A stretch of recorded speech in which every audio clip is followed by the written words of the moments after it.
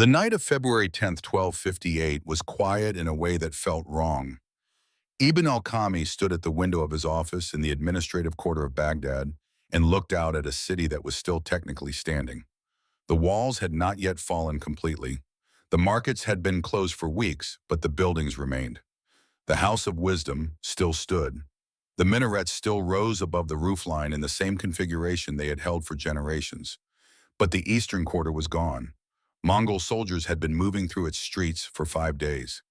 And the sounds that came from that direction, the systematic sounds of an army processing a conquered district, had not stopped since the wall came down on February 5th. On the desk behind him was a letter. The Caliph had finally written it. After months of silence, after the field, army had been destroyed, after the trebuchets had done their work, after the wall had come down, Al-Mustasim had written the words that Ibn al-Qami had been asking him to write since September. The city would be surrendered. The gates would be opened. The Caliph would present himself personally. Ibn al-Qami had read the letter 3 times. He felt no satisfaction. He had spent 20 years learning the difference between what rulers wanted to believe and what was actually happening, and he understood with complete clarity what that letter meant and what it did not mean. It meant that some people would survive. It did not mean that what they were surrendering would ever be rebuilt. He looked out at the city and thought about everything that was about to end. Then he thought about how none of it had needed to happen. We need to go back. Back to the beginning of the civilization that built this city, filled its libraries, mapped its canals, and then through a series of choices that felt reasonable at every single step left.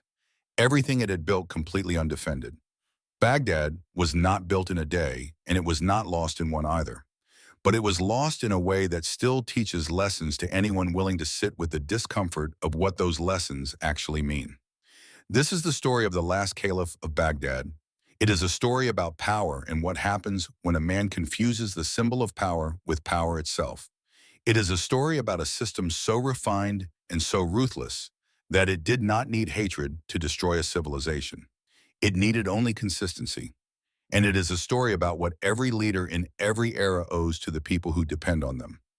Let us begin with the city itself, because to understand why its fall was so catastrophic, you first need to understand what it actually was. In 1257, Baghdad was not a city in decline.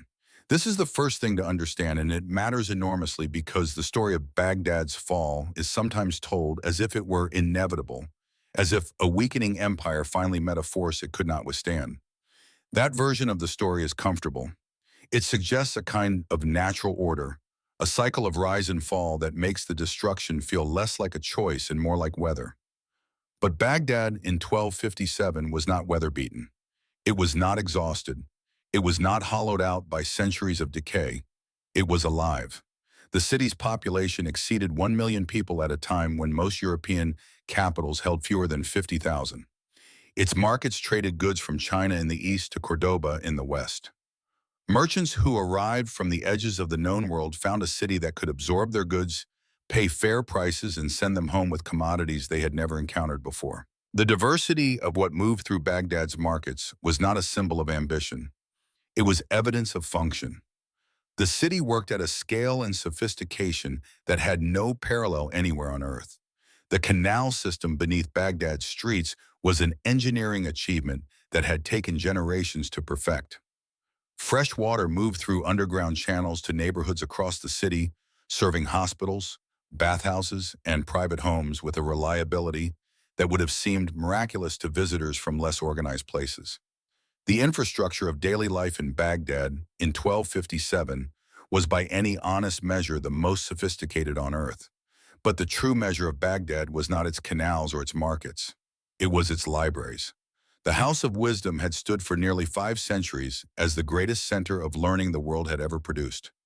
Scholars traveled from Spain to Samarkand, from the mountains of Persia to the plains of North Africa, just to study within its walls. The texts it held cataloged medicine, engineering, mechanics, mathematics, astronomy, philosophy, and theology, in a depth that no single institution before or since has matched. Al-Khwarizmi had worked in Baghdad. He developed algebra, and in doing so gave humanity a tool that would eventually carry us to the moon. Al-Razi had written medical texts in Baghdad that European physicians would not translate for another 4 centuries.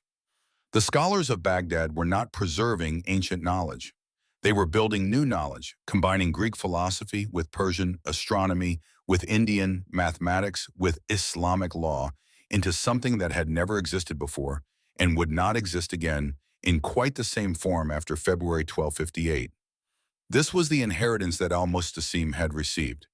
He was born in 1213, the son of a caliph, the grandson of a caliph, the descendant of 37 generations of rulers, stretching back to the family of the Prophet Muhammad himself. He grew up surrounded by learning and luxury in roughly equal measure.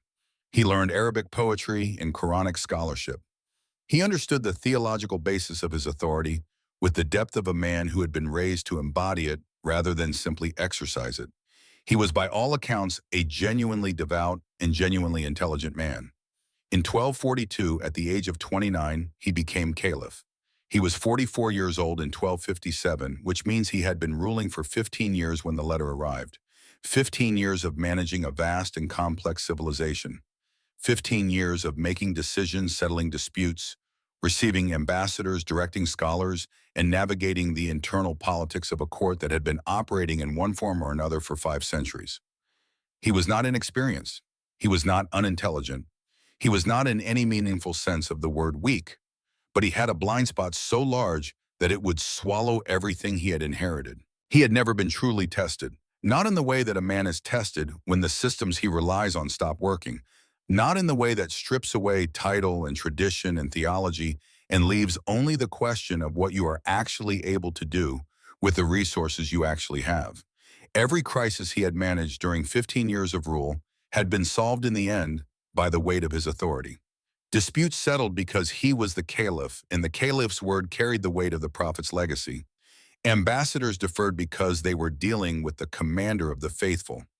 Even the internal corruption that had been slowly eroding the administrative structure of the Abbasid Caliphate had not yet produced a crisis severe enough to force him to confront it directly. He had mistaken the absence of a test for proof that no test was coming. Now we must understand the second man in this story because this is not a simple tale of good against evil, and al-Mustasim was not destroyed by a monster. He was destroyed by a system, and the man who ran that system was in many ways more instructive than any monster could have been. Hulagu Khan was the grandson of Genghis Khan, and he had inherited his grandfather's most important gift, which was not military strength. Plenty of rulers had military strength. What Hulagu inherited was something rarer and more dangerous.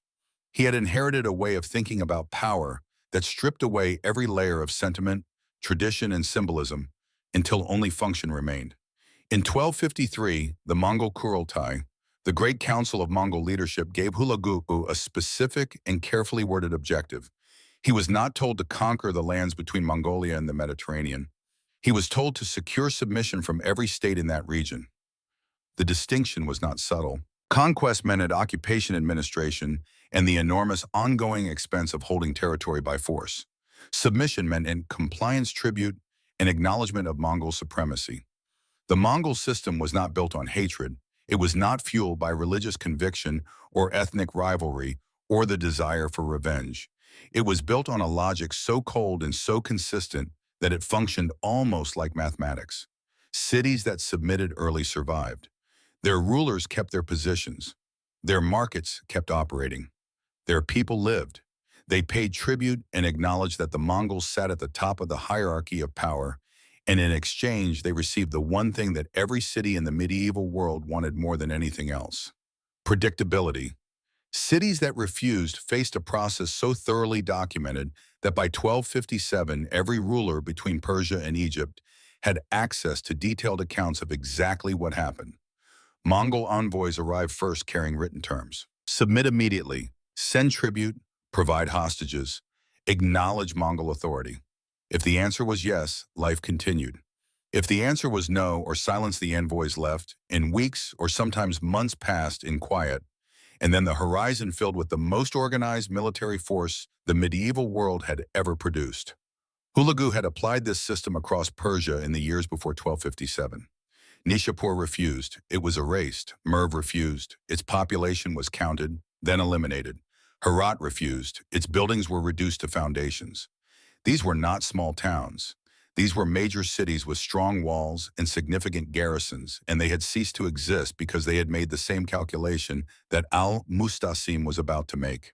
The stories coming out of the east were exaggerated. Their defenses were stronger than they appeared. Something would intervene. Nothing intervened. Hulagu also followed Tengrism, the spiritual framework of the Mongol world centered on the sky god Tengri. Among its most important prohibitions was this: royal blood must never touch the earth. The logic was precise and non-negotiable. Royal blood carried unique spiritual weight. To spill it on the ground was to invite cosmic disruption with consequences extending far beyond the immediate act. This taboo shaped every decision the Mongols made when dealing with defeated rulers of legitimate lineage. We plant this detail here because it will matter later in a way that al-Mustasim could not have anticipated and would not have believed if someone had described it to him in September 1257. Now there was a third figure in this story, and he is perhaps the most important and the most heartbreaking of all three. Ibn al-Qami had served the Abbasid court for 2 decades. He was the caliph's vizier, his chief minister, the man responsible for translating the caliph's authority into actual governance. Persian by background, a scholar by training, and a realist by hard experience, he had spent years collecting intelligence reports from the East, gathering the testimony of merchants and refugees who had passed through territories the Mongol army had already consumed. He read every account. He cataloged every pattern. He understood what was coming with a clarity that in the years ahead would make him the most accurate and least heated voice in Baghdad's history. He was not a pessimist. He was not a coward. He was a man who had spent 20 years learning the difference between what rulers wanted to believe and what was actually happening. When Hulagu's letter arrived in Baghdad in September 1257, carried by 3 envoys and written in the formal language of Mongol ultimatums, Ibn al-Qami read it and felt not fear but something closer to grief. He had been reading versions of this letter for years in the accounts of what had happened to Nishapur and Merv and Herat. The specific words were different. The logic was identical. Submit immediately, send tribute, provide hostages, acknowledge Mongol supremacy. Do this and your city will survive. Your people will live. Your markets will continue. The caliph convened his advisors. The room divided along lines that would prove fatal. Ibn al-Qami spoke first. He laid out the case for submission with the calm precision of a man who had been preparing this argument for years. He cataloged what had happened to the Khwarezmian Empire, which had fielded 400,000 soldiers, fortified cities, mountain strongholds, and natural barriers, and which had ceased to exist within a decade of Mongol attention.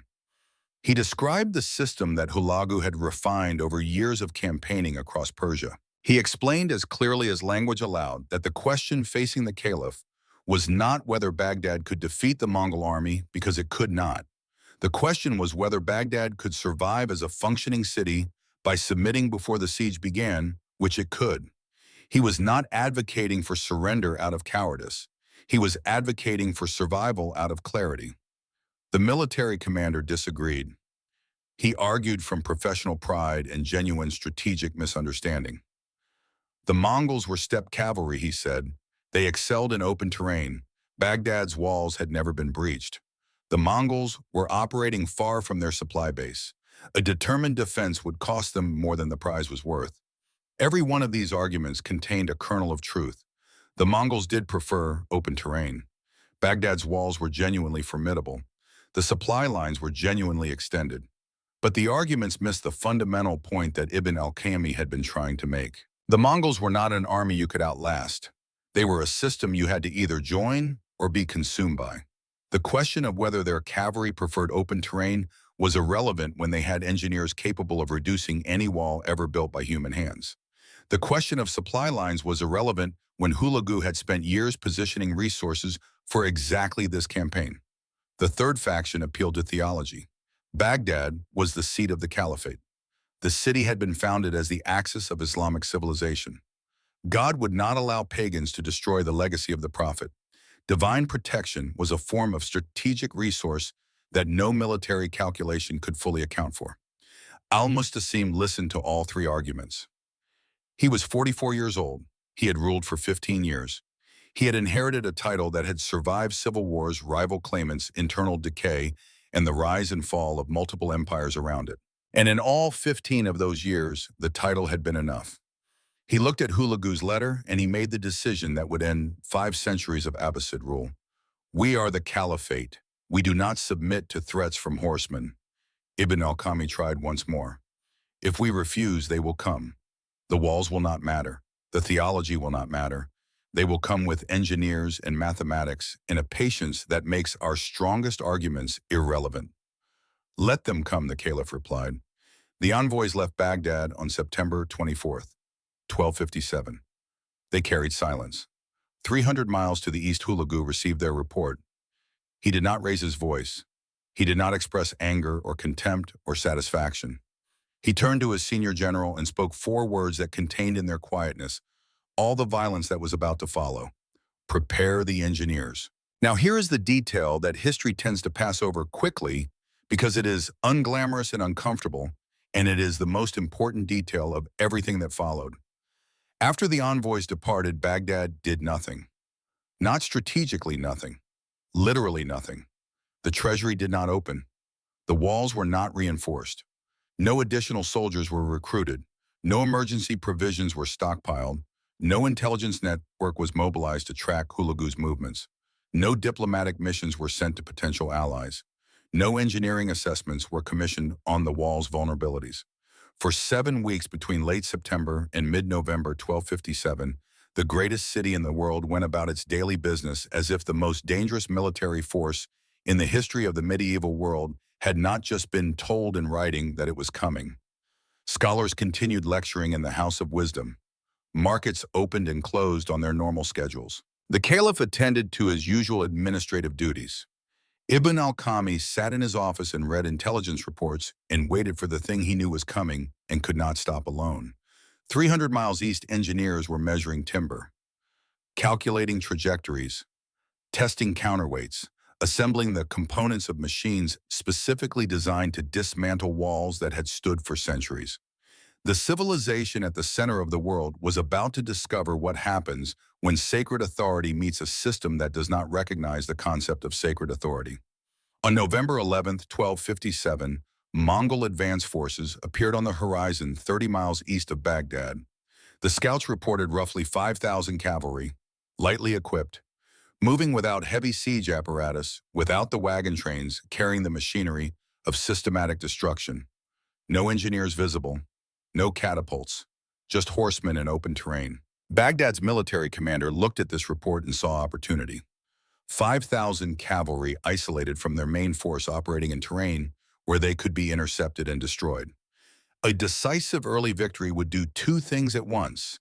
It would eliminate a significant Mongol forward element, and it would demonstrate to Hulagu that Baghdad's military capacity was real, that the costs of a siege would be higher than calculated, that perhaps the mathematics of the entire campaign deserved reconsideration. He took the report to the caliph. The caliph agreed. On November 13, 1257, Baghdad's field army marched east. 20,000 men, 12,000 cavalry, and 8,000 infantry. The largest military force the Abbasid Caliphate had assembled in decades. They carried 3 days of supplies. They moved with the confidence of men who believed they were about to write the first chapter of a comeback story, who believed that the weeks of inaction had been a form of patience rather than paralysis, who believed that this moment of decisive engagement would reframe everything that had come before it. Ibn al-Qami watched them march through the eastern gate from his window. He said nothing because there was nothing left to say that he had not already said and been ignored. He watched 20,000 men leave the city and understood with the cold clarity that had made him the most accurate and least useful man in Baghdad that fewer than a fraction of them would return. On November 15, 1257, the armies met northeast of Baghdad. Baghdad deployed in the traditional formation, cavalry on the wings, infantry in the center. Across the field stood fewer Mongols than expected. Perhaps 4,000 positioned in open ground, moving with what looked like the slightly uncertain quality of a force that knew it was exposed and outnumbered. Baghdad's cavalry charged. The Mongols retreated, not in panic, not in the scrambling, disorganized way of a force that has been surprised and overwhelmed. They retreated in formation, maintaining their cohesion, pulling back at exactly the speed required to keep Baghdad's cavalry committed to the pursuit without actually closing the distance. It was precise. It was rehearsed. And Baghdad's cavalry, feeling the momentum of a charge and the intoxication of what looked like a routing enemy, kept coming. 1 mile, 2 miles. The Mongol line continued moving backward, and Baghdad's cavalry continued pushing forward, and the gap between them stayed just large enough to suggest that victory was one more surge of effort away. Then the trap closed. From gullies to the north and south, hidden behind folds in the terrain that Baghdad's scouts had not identified as significant, 15,000 Mongol cavalry surged forward at full speed.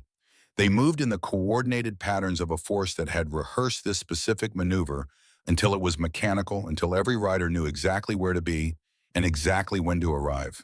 They had done this before. They had done this in different terrain against different armies with the same result every single time. Baghdad's horsemen found themselves surrounded, not by the 4,000 they had been chasing, but by something nearly 4 times that size. Not in open ground where cavalry could maneuver, but in a closing ring that was tightening faster than any horse could run. What followed was not a battle. Battles have 2 sides, and both sides carry the possibility of winning. What followed was the systematic elimination of an army that had already lost before its cavalry finished its charge. Mongol horse archers moved at full gallop, firing composite bows that punched through armor at 200 yards. They did not stand and exchange volleys. They moved constantly, always at angles that prevented Baghdad's horsemen from organizing a coherent response, and always maintaining the spacing that allowed them to fire without hitting each other, always coordinating in patterns that had been practiced across thousands of miles of Mongol training ground over decades of continuous warfare. Baghdad's cavalry tried to regroup. The formation was already gone. Officers shouted orders that vanished into the noise of hooves and arrows and the percussion of metal against metal. Horses collided. Men fell. The ring tightened with the patience of a mechanism doing what it was designed to do. From the center of the field, Baghdad's infantry watched the cavalry disappear into the Mongol mass.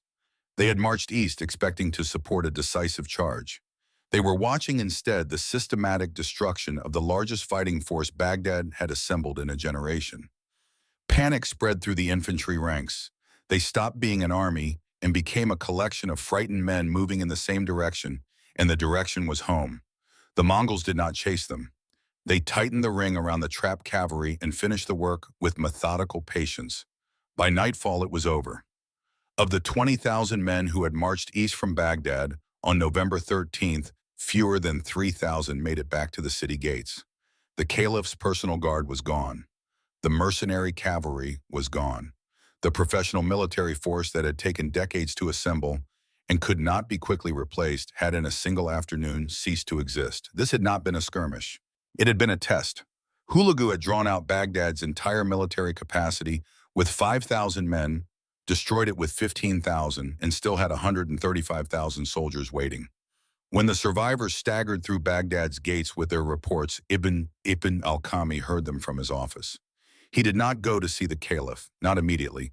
He sat for a long time in the silence of a man who had been proved right in the worst possible way and understood that being right meant nothing now. When he finally went to the throne room, the caliph received him in a space that a month earlier had felt like the center of the world.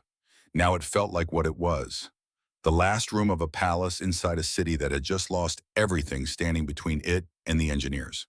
Ibn al-Qami did not say, "I told you." He had spent 20 years serving this man, and he understood that "I told you" served no one now. He said only this: "We have nothing left between us and their machines. The walls are the last argument we have, and they will take the walls apart stone by stone." The caliph said nothing. On January 11, 1258, the Mongol army completed its encirclement of Baghdad, 150,000 soldiers. Hulagu had brought not just cavalry, but the full logistical apparatus of a campaign designed for exactly this kind of operation. Fortified camps rose at every gate. Guard rotations were scheduled with the precision of a permanent garrison. Supply lines stretched back into Persia, ensuring the Mongol force could remain in position for as long as the mathematics required. Escape from Baghdad became, in a practical sense, impossible. And then the construction began. In full view of the walls, in full view of the defenders standing on the battlements, Watching the horizon, Mongol engineers assembled siege machinery with the unhurried precision of craftsmen who understood exactly what they were building and exactly what it would do. Trebuchets took shape piece by piece over days, each new component making the machine's purpose more visible, more undeniable, more final. Baghdad's defenders watched from the walls and understood what they were seeing. This was not simply military preparation. This was communication. Hulagu wanted the people of Baghdad to see every piece of timber raised, every counterweight positioned, every machine calibrated. He wanted them to understand before a single stone was thrown that what was coming was not a desperate assault by an enemy hoping to get lucky. It was a mathematical process being applied to their walls by men who had applied the same process before and achieved the same result every single time. On January 17th, Hulagu sent another embassy. The message had changed. The time for full submission had passed, but the caliph's life could still be preserved. Open the gates. Present yourself. Order your garrison to disarm. Do this within 3 days and the population would be spared. Ibn al-Qami stood before the council with the particular desperation of a man watching a fire burn while standing next to water. We have no field army, he said. We have no allies within reach. There is no relief force being assembled anywhere in the Islamic world. There is nothing outside these walls that will come to help us. The terms they are offering are the last terms they will offer. The religious scholars argued for divine protection. 3 days passed. No reply was sent. On January 29th at dawn, the trebuchets began firing. Not at random targets, not at the gates or the towers that a less disciplined force might have struck out of instinct. The Mongol engineers had spent 2 weeks studying Baghdad's walls. They had identified the sections where the mortar was oldest, where the stone had been repaired most frequently, where the underlying geology created stress points in the foundations. They had done this through accumulated knowledge of a military tradition that had been attacking fortified cities for 50 years. The stones struck the same sections again and again, each impact calculated, each stone following the previous stone to the same point on the same wall, compounding damage in ways invisible from the surface but cumulative in the structure below. The bombardment lasted 8 hours. Then it stopped. The Mongols waited. The silence was almost more frightening than the bombardment itself because the silence meant confidence. They had hit what they wanted to hit, and now they were waiting for physics to finish what the trebuchets had started. Overnight, the damaged stone weakened further under its own weight. Fractures spread through the masonry in the quiet hours following lines of weakness the engineers had identified before a single stone was thrown. On February 1st, the bombardment resumed, concentrated entirely on the sections weakened 3 days earlier. By afternoon, cracks were visible from inside the city. Not the hairline cracks that walls develop over centuries of settling. The deep structural cracks of stone, that is failing of mortar, that has lost its grip of a wall, that has been told in the mathematical language of kinetic force that it no longer has the integrity required to remain standing. On February 5th, 1258, a 90-foot section of Baghdad's eastern wall collapsed. Mongol infantry advanced through the breach. They walked in formation. They established a perimeter at the edge of the breach before moving further, securing the ground they had taken before taking more. Baghdad's remaining garrison tried to hold the line. They were outnumbered, outmaneuvered, and exhausted by weeks of watching their city be dismantled from a distance. By nightfall, the eastern quarter of Baghdad was under Mongol control. On February 10th, 1258, the Caliph finally sent an envoy to Hulagu's camp. The message was brief. The city would be surrendered. The gates would be opened. The garrison would disarm. The Caliph would present himself personally. Hulagu's response arrived within hours. Present yourself at my camp. Come tomorrow. Ibn al-Qami read the letter after the envoy returned. He stood at his window that night, the night we began this story with, and looked out at the city he had served for 2 decades. The eastern fires, the dark silhouette of the House of Wisdom still standing against the sky. The empty streets where markets had operated every day for 5 centuries. He had been the most accurate man in Baghdad. He had seen clearly, spoken honestly, and been ignored completely. And now he would survive, not because he had succeeded, but because the Mongols would find his administrative knowledge useful, and that usefulness would carry him through the days ahead while the city he had tried to save burned around him. He did not sleep that night. He stood at the window and watched the fires in the eastern quarter, and understood that what was ending was not simply a dynasty or a city. It was a specific arrangement of human knowledge and human capability that had taken 5 centuries to build and would not be assembled again. He had tried to prevent it. It had not been enough. On February 13th, 1258, the Caliph of Baghdad walked out of his city. He did not come alone. 3,000 members of the court followed him through the gates: sons, ministers, generals, scholars, administrators. The entire surviving apparatus of 5 centuries of Abbasid governance walking unarmed through their own city gates into the encampment of the army that had been dismantling their world for weeks. Mongol guards closed in around the procession immediately. Not with hostility, not with the rough handling of a force that needed to demonstrate its dominance through physical intimidation. They simply became present on all sides, close enough to make the direction of movement clear, professional enough to make the absence of choice feel almost routine. This was how the system processed defeated rulers, with the efficiency of a mechanism that had done this before and would do it again. The procession moved through the Mongol camp in silence. Soldiers on both sides of the path watched without speaking. No insults, no jeering. The Mongol soldiers who lined the route watched with the same professional attention they might give any significant military event. They had been trained by a system that valued precision over emotion. They expressed neither hatred nor contempt, only the quiet observation of men doing a job. Hulagu received the caliph in his command tent. The meeting that followed has been recorded by multiple sources, Persian and Mongol and Arabic, and while they differ on specific details, they agree on the essential shape of what happened. Hulagu's first question was not political. It was not about the terms of surrender, or the disposition of the garrison, or the administrative future of the city. It was immediate and specific and devastating in its simplicity. "Where is your treasury?" the caliph answered. Directions were given. Hulagu sent soldiers to verify. 3 hours later, they returned. The vaults were exactly where the caliph had described. Inside were gold ingots stacked in arrangements that suggested long-term storage rather than active use.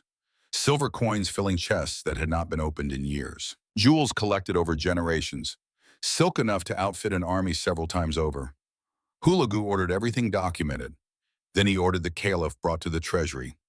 Al-Mustasim was escorted back through his city, back through streets he had walked since childhood, now controlled by soldiers who wore different armor and owed their allegiance to a system that had no place in it for the concept of sacred lineage.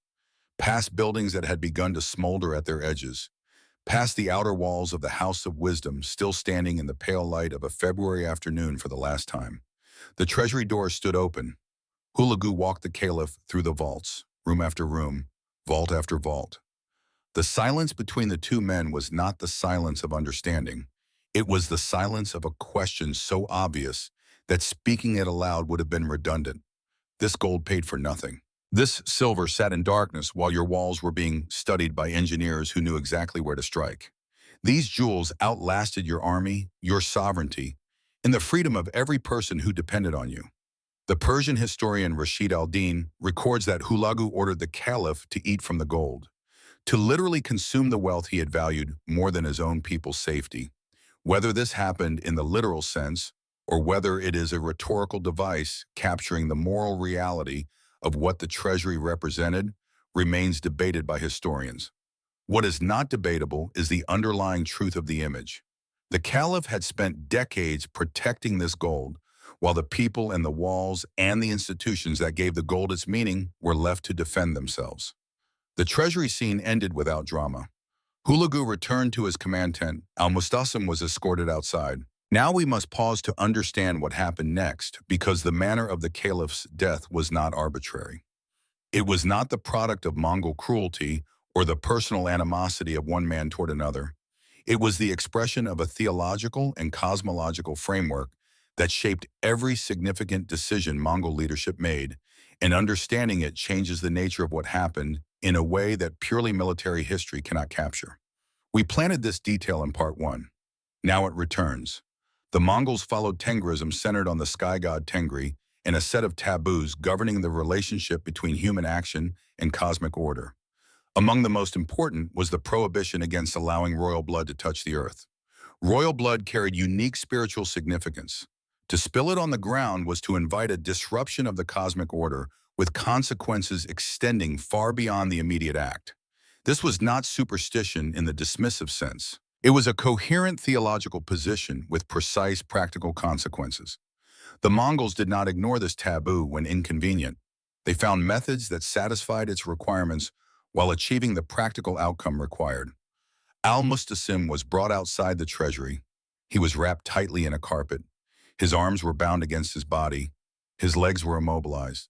The bundle was placed on the ground. Horses were brought forward. They were led across the wrapped body. Not wildly, not with the chaos of an execution performed in anger. With deliberate, measured precision, forward and back, again. The horses moved at the direction of their handlers, following a process that had been used before with other rulers in other cities who had made the same calculation that al-Mustasim had made. No blade, no blood, no announcement, no proclamation. When it ended, the Caliph of Baghdad was dead. The 37th in a line tracing back to the family of the Prophet Muhammad, the ruler of a civilization that had been the intellectual center of the world for 5 centuries, the man who had looked at a letter from Hulagu Khan and decided that his title was sufficient protection against a system that did not recognize titles. No blood had touched the earth. The taboo was satisfied, and a message had been delivered not in words, but in the specific texture of the method chosen, a message that was impossible to misread once you understood the framework that shaped it. This was not rage. This was procedure. The caliph had been processed by a system, and the system had been satisfied, and now the system would move on to the next item on its agenda. The caliph's sons were taken away. All of them. The accounts agree on this with unusual unanimity. None survived. The dynasty that had ruled the Islamic world since 750 AD, that had maintained its spiritual authority even when its political authority had been challenged and diminished across centuries, ended on February 13th, 1258. Ended completely. No succession, no restoration, no heirs. The lineage tracing back 37 generations was severed in a single afternoon. The caliph's daughters were taken away. The historical record becomes deliberately vague at this point, as if the sources themselves could not find language adequate to what was done. They were distributed among Mongol officers. They were sent east. They disappeared into the vast administrative machinery of the Mongol Empire in ways that precluded any possibility of restoration or continuity. The dynasty needed not just to end, but to be seen to have ended completely and without remainder. The 3,000 who had walked out of Baghdad with the caliph were sorted. Engineers were identified and separated, physicians, administrators with documented expertise in specific technical areas. These were spared and assigned to Mongol service, transported to parts of the empire where their skills could be put to use. Everyone else was executed outside the city walls. Ibn al-Qami was among those retained.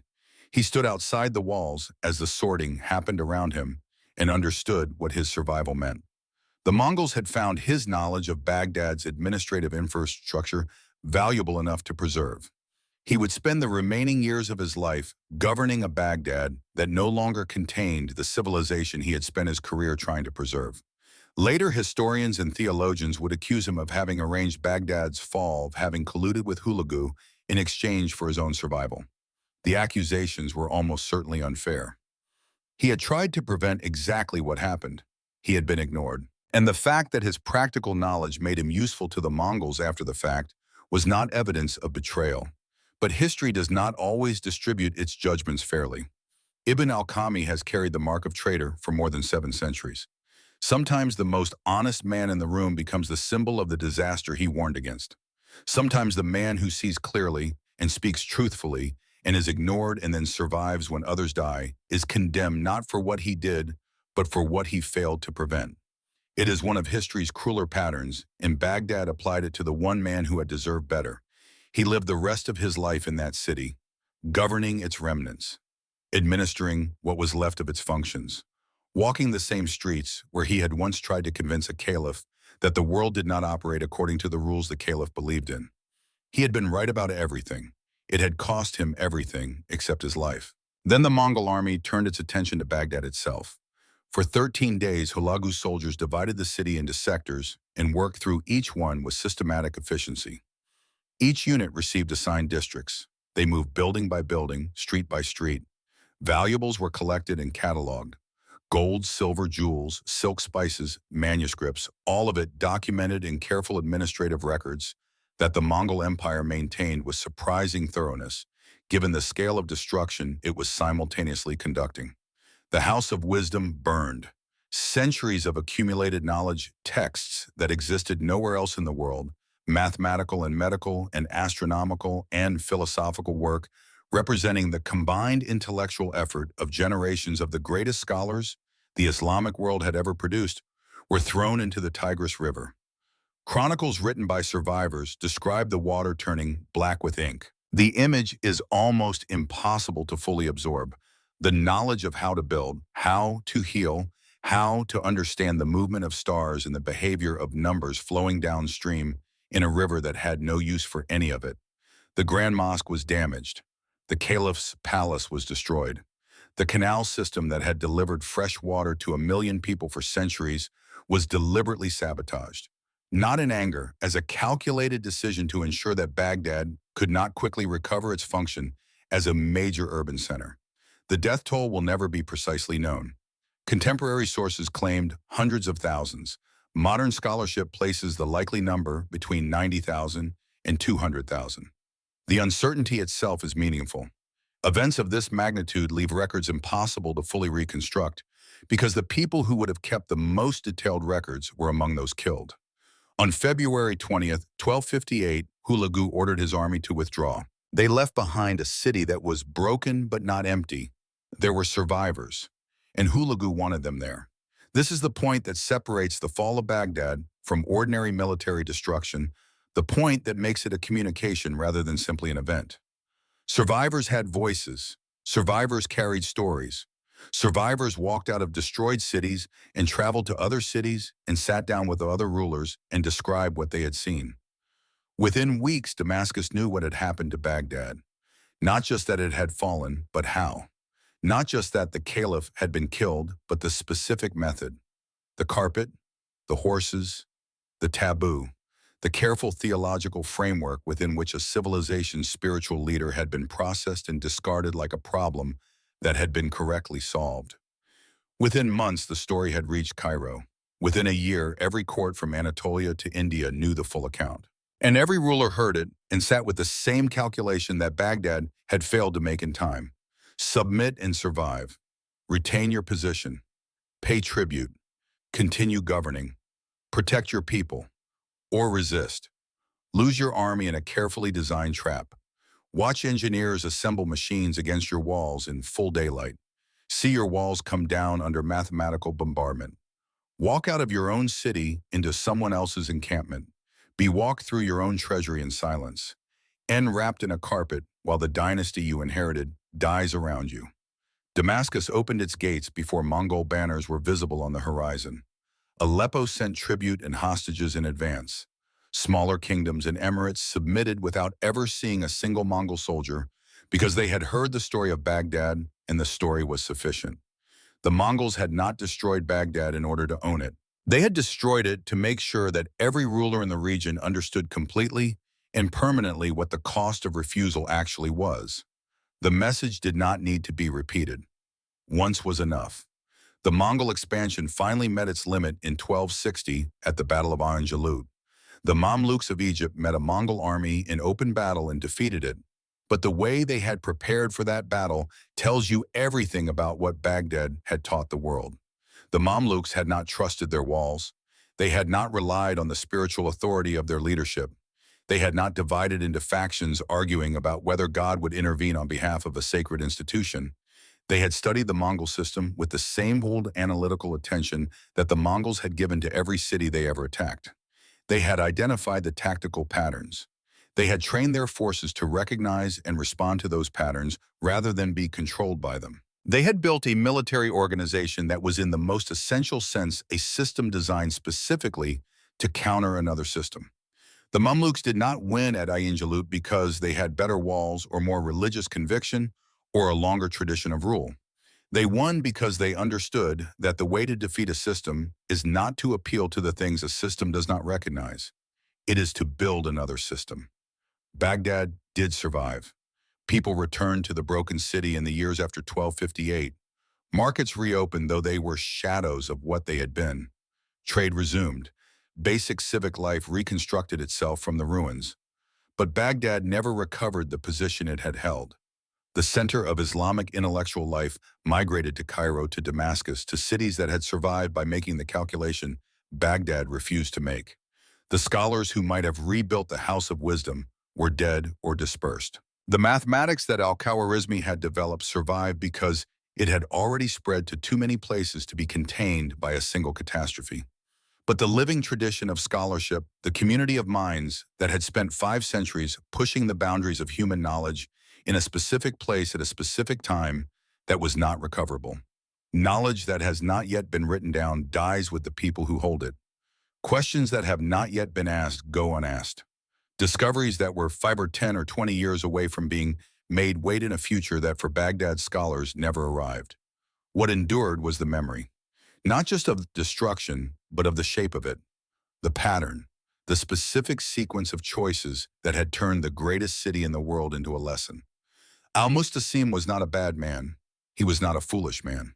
He was a man formed entirely by experiences that had never required him to distinguish between the authority his title represented and the actual capacity his title commanded. He had inherited not just a throne, but a worldview, and the worldview told him that what he was would be sufficient protection against anything the world could produce. He was wrong, not about the value of what he represented. Baghdad was worth exactly what its scholars and its merchants, and its hospitals, and its canals said it was worth. He was wrong about who bears the responsibility for protecting that value. He was wrong about the relationship between symbols and systems, between sacred authority and military reality, between what a civilization means and what it requires to survive. He left behind a full treasury inside a city of ash. That image is the whole story. Every person who has ever held responsibility for something larger than themselves, for a family, for a business, for a community, for any institution that other people depend on, faces at some point a version of the choice that al-Mustasim faced in September 1257. Spend what you have to protect what matters.